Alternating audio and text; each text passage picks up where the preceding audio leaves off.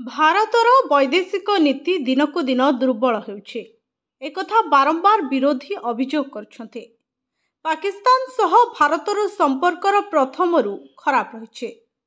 आतंकवादी माने काश्मीर रो पहलगाम आक्रमण परे भारतर विदेश नीति को नहीं विरोधी प्रश्न उठाउछन्ते।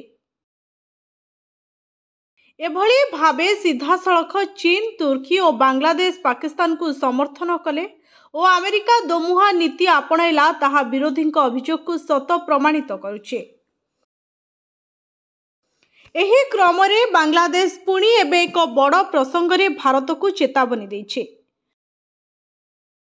बांग्लादेशर गृह मामलार परामर्शदाता अवसर प्राप्त जेनेराल मोहम्मद जहांगीर आलम चौधरी शनिवार दिन कहिसंते बांग्लादेश रे बेआईन भावे रहुतबा भारतीयों को उचित वैदेशिक नीति मुताबक भारत पठाई दियाजिबो।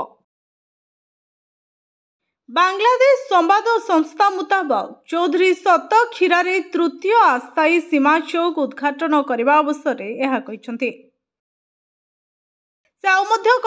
भारत भली चाप पकईबारे सेमाने विश्वास करते नहीं, बरं कूटनीति माध्यम समस्यार समाधान करिबारे बांग्लादेश विश्वास करे।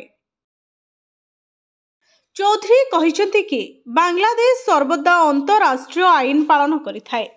एही मामलारे बांग्लादेशर विदेश मंत्रालय प्रथमरु भारत को चिठी लिखि जणाई दैछे।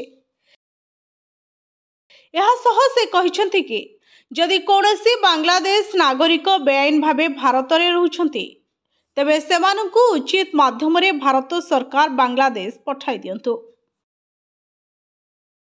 सूचना थाउ कि बांग्लादेश तरफरु एभली बयान एपरि समय रे आसीछे जेतबळे भारत सरकार बेआईन भावे भारत रे रहुतबा बांग्लादेशी मानकु बांग्लादेश पठाइबा प्रक्रिया आरंभ करिछे।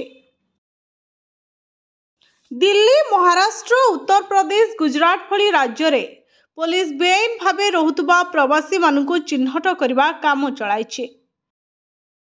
एपर्यंत चिन्हट होइतबा प्रवासी मानक मध्यरु अधिकांश बांग्लादेशी। भारत सरकार उचित प्रक्रिया रे समानकु बांग्लादेश पठाउछन्ते। Bureau report, SDTV Odia.